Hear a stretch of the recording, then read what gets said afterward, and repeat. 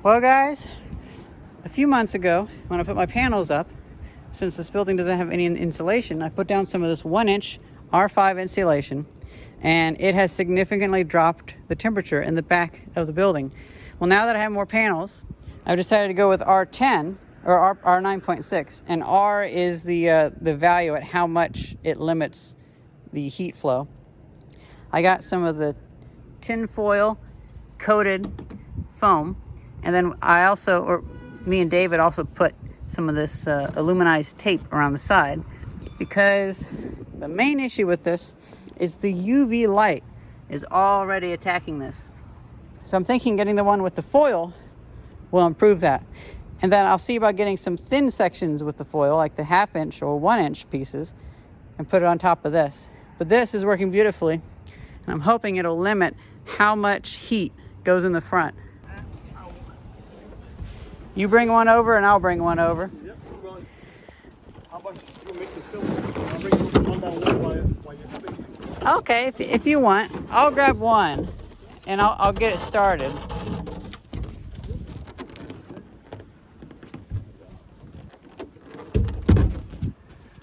So according to like my calculations, so then just kind of lean it up against it like that. Each one of these basically gets rid of half of one air conditioner window unit's worth of heat.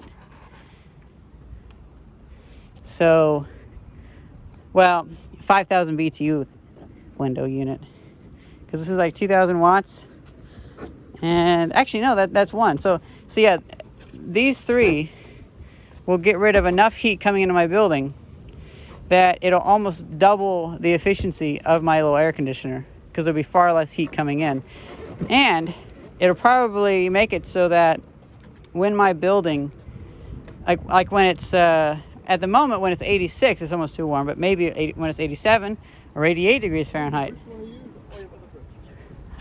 Well, I'll be getting more. Yeah. Because yeah, I won't use this because I got tons of them. And I keep that on there just because I always worry about that flashing coming up. I don't know. No, in the very front. So we don't need to put any in the very middle, because I'm going to be putting the solar panels down on there. Okay. So just put that there. We'll put two more along this line. Whew, it's getting hot up here. Yes, it is. And it's not even a really hot day. Over here?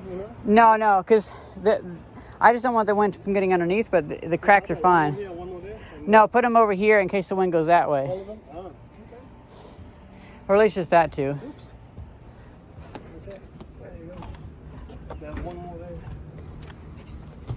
Since we get a lot of wind coming this way, I will put it here. And that's more than enough. Because I noticed that there actually isn't all that much wind at the surface of this roof. Because this building blocks a lot of wind. So the wind bunches up and slows down. And then also these lips stop it quite a bit. So this will lower the temp by at least 10 degrees or so? It'll lower the temperature of the ceiling by like 30 degrees on the hot day. Yeah, it's really cool. Today's not super hot, and I already had, it was like a 25 degree temperature higher there than here. So in the back is always cooler. Well, I come in and it feels a degree or two cooler already. So this is the outline of where the insulation is sitting. So that does inhibit a lot of heat coming in. Now, it's 84 outside, gonna be 89 today. A little bit warmer. I don't really like 89 degree days, but they're not terrible. We will be in the 93, 94 range pretty soon. I want to see. Before, I could only ever get it to be like 1 degree cooler than outside. It was just, the heat would come in so fast, the air conditioner couldn't cool it. If I turn it on now, I have full batteries, I could run it for a long time. Can it keep it more than 1.5 degrees cooler than outside? Now, another issue that I've had is, because that was so hot, when I reached up, it was super hot air. And if I turn on the fan, that number, that 80 degrees, would go up to 84, 85 degrees. It'd basically be like being outside. But having this on, let's see. I could turn the big fan on. There might be a little too much wind though. I'm back after about a half hour and I see it's already 82.2. Yep, it just kind of, this fan alone mixes the hot air and the cold air, heats it up. Well, it's not as bad as it was because previously that would have been 84 by this point. So let's turn on the air conditioning and maybe I can actually get a high throughput in projects. I'm gonna be honest, I've actually reached a pretty high throughput in fixing things, and that was without good air conditioning, so this will help a lot, especially because I think the coffee shop doesn't need me to fix too many things for them just yet. Oh, this thing always goes dead. I think this thing is draining the batteries. I turned it on with the stick, turned it off of eco mode, and hopefully that can make it more bearable in here while I'm fixing other stuff. I have a few dehumidifiers I have to repair and things like that. But, yeah. I've cleaned up this area quite a bit. I had a big oil burner that I disassembled and found all the parts for. I also helped somebody clean out the garage when selling their building, and I got some wood bits. But I found a whole bunch of automotive stuff that I gifted to a neighbor. Made them so happy. Got all this organized, and since we had a nice, not too hot last week, these batteries, I'm just running these two for now, are fully charged. And it was actually charged enough that this wasn't allowing any solar power in. Now they have the air conditioner on, it's allowing it to charge. So we're basically putting in almost what we're taking out. Putting in 408 watts. Oh, I see. I see the refrigerator's going. Okay, so we're taking out a little bit more, but it's been about 45 minutes or a half hour. We're still at 82.5. But, 82.4. I figure Theis wants to go shopping. Just need to go get groceries. And I figured, come pick me up. We'll both go out. Maybe when I come back, it'll be like 81 in here. Because previously that would have gone up a lot more. But right now it's kind of staying still. So maybe if that just works for a while, it'll cool everything. So maybe we actually have a chance with this. So we're gone for about an hour and a half, and I feel some air conditioning. Wow, the temperature outside has gone up a bunch. It was 81.2, 82.2. It's actually gone down in temperature, while outside it's gone up a ton. It actually feels okay in here.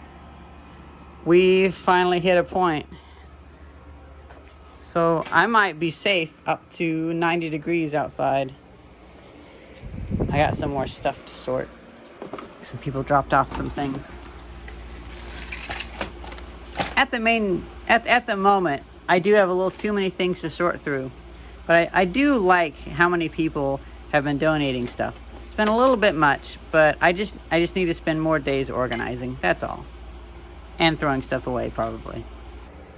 Well, I've sorted a few things, emptied a few boxes. I wonder what this was. It says Max Klein Incorporated, Barbu, Wisconsin. Is it a cover to something or the bottom of something? Either way, this will probably be my new drip tray for when my 1935 fridge defrosts. Which funny is because this came from the same guy that sold me the fridge. It is not hot in here at all. It's only 82 degrees. The temperature keeps going up outside. So I think we've gotten to the point where, whereas before, if I ran this 24/7, I imagine I could probably get it about 4 degrees lower than outside. Well, it's already 4 degrees lower than outside. And it's actually probably 5 degrees now. And it seems like it's still sucking heat out. So the air conditioner is still doing a job of pulling heat out because it's just cooler here. I don't feel the heat coming down. So if I ran it for 24/7, it might be 10 or 12 degrees cooler than outside. People have really been giving me some nice hardware. Okay, well, I'm going to let that go on a little longer, and I'm going to keep sorting all this stuff. Well, guys, it's been a few hours. This is running. And it's not too hot outside. It's like 78 degrees.